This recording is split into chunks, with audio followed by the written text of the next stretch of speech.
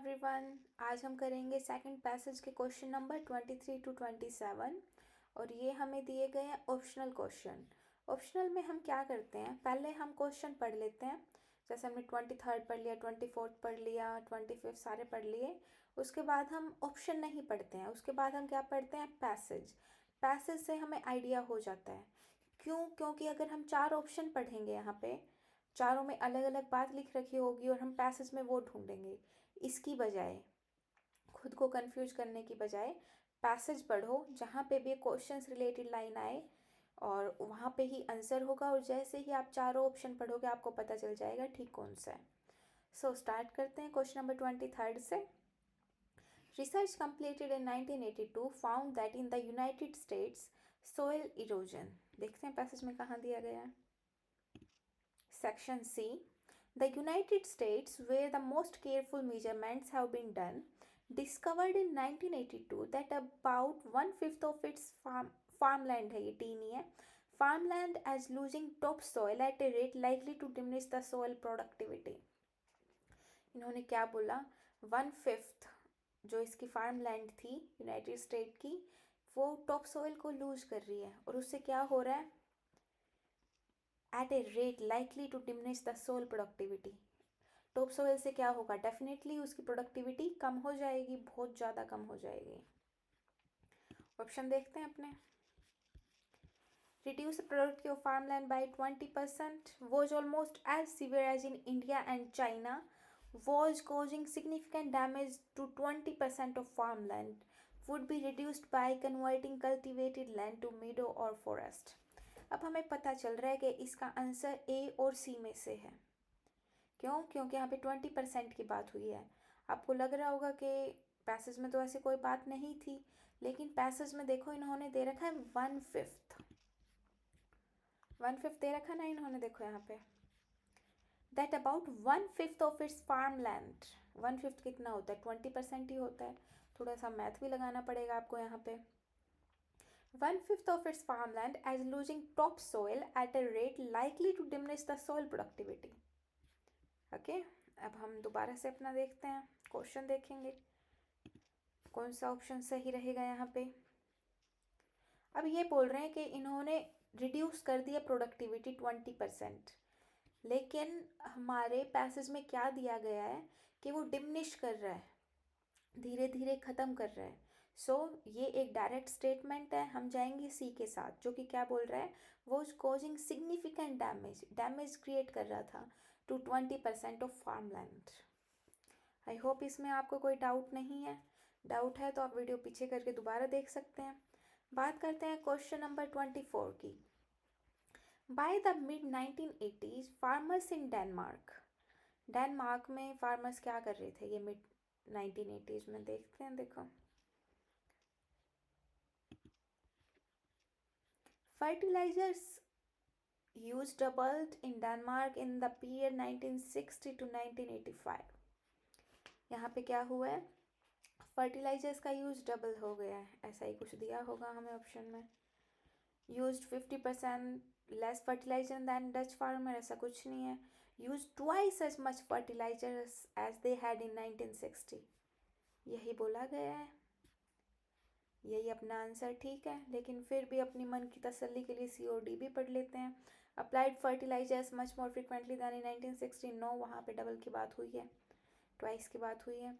More than double the amount of pesticide they used in just 3 years, 3 years की कोई बात नहीं है वहाँ पे। सो 24th का हो जाएगा बी। यहाँ पे इनको हम कर भी देते हैं हाईलाइट, ताकि आपको आसानी रहे देखने में।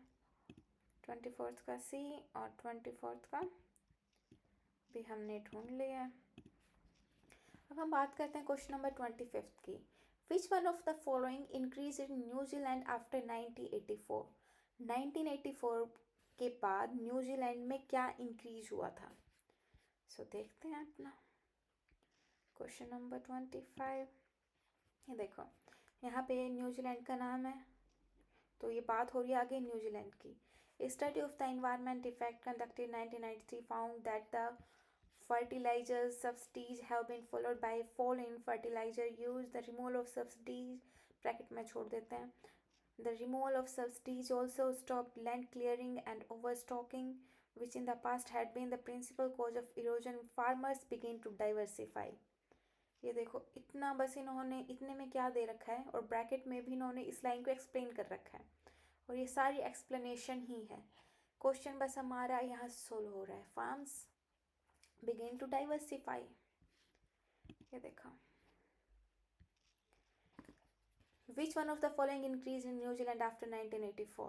Farm diversification. ये ऐसा कुछ नहीं हुआ है, क्या हुआ है? Farm diversification. डायरेक्ट दे रखा है हमें पैसेज में। अब हम बात करते हैं 26th की।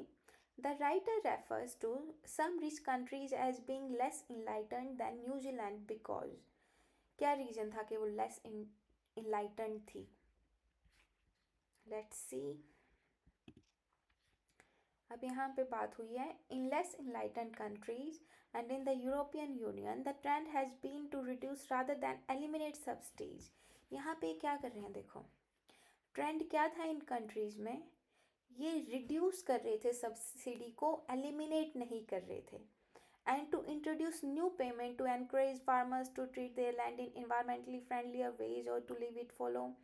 It may sound strange, but such payment need to be higher than the existing incentives for farmers to grow food and crops. First line में यहाँ तक ये हमें समझ आ जाता है कि ये जो लेस इनलाइटेंड कंट्री थी इनमें क्या था, ये उसको रिड्यूस कर रहे थे, एलिमिनेट नहीं कर रहे थे।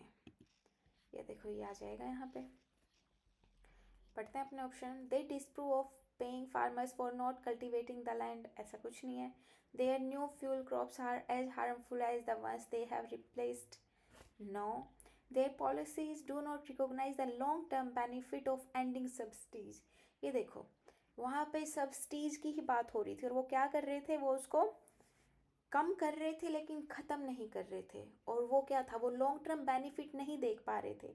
वही तो लिखा ना इन्होंने कि they couldn't see the long term benefit of ending subsidy. So अपने अकॉर्डिंग आंसर हो जाता है 26 का सी, लेकिन फिर भी डी पढ़ लेते अपने मन की तसल्ली के लिए कि ये स्टेटमेंट इससे ज़्यादा सही ना हो। They have not encourage their farmers to follow environmentally friendly practice, nothing like this. So 26 का हो जाता है सी। अब बात करते हैं 27।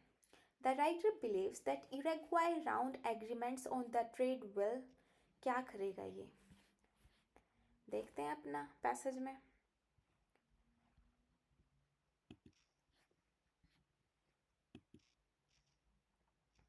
ये रहा देखो यहाँ पे यूरुग्वाई की ही बात हो रही है यहाँ पे। And more farmers in poor countries will have, बहुत ज़्यादा मिस्टेक दे रखे हैं इस पैसेज में, विल लिख रखा है but it's will have the money and the incentive to manage their land in ways that are sustainable in long run. Poor countries के जो फार्मर हैं उनके पास क्या होगा, मनी होगा और इंसेंटिव होगा कि वो अपनी लैंड को मैनेज कर सकें, किस वे में, कि वो सस्टेनेबल रहे लॉन्ग रन में। और ऐसा ही कुछ हमें आंसर में दिया गया है। सस्टेनेबल सभी चाहते हैं कि कोई भी काम हो सस्टेनेबल तरीके से हो, मतलब कि हमें जो मिल रहा है वो कल को हमारे बच्चों को भी मिले, उनके बच्चों को भी मिले, इस तरह से हमें यूज करना है। So the writer believe that Uruguay round agreements on trade will encourage more sustainable farming practice in the long run, यही लग रहा है, फिर भी पढ़ लेते हैं। Do more harm than good to international environment? No. Increase pressure to cultivate land in rich country? No. वो तो पुअर कंट्री की बात की थी उन्होंने तो। Be more beneficial to rich than to poor country? नहीं। तो 27 का अपना यही हो जाता है जो हमें स्टार्टिंग में लग रहा था। हाईलाइट हो गया। अब आते हैं अपने लास्ट क्वेश्चन पे, क्वेश्चन नंबर 28। ये क्या बोल रहे हैं देखो, from the list below choose the most suitable title for reading passage 2। हमें पता है कि इसका कोई टाइटल नहीं दिया गया है, तो इन्होंने हमसे टाइटल पूछ लिया कि कौन सा रहेगा इनमें से सही।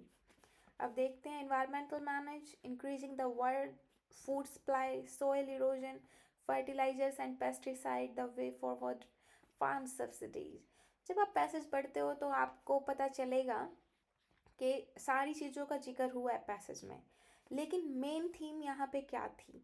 ओवरऑल आइडिया किसका था? इन्वायरमेंटल मैनेजमेंट का ही था कि हम कैसे मैनेज करें, क्या सही रहेगा, राइट?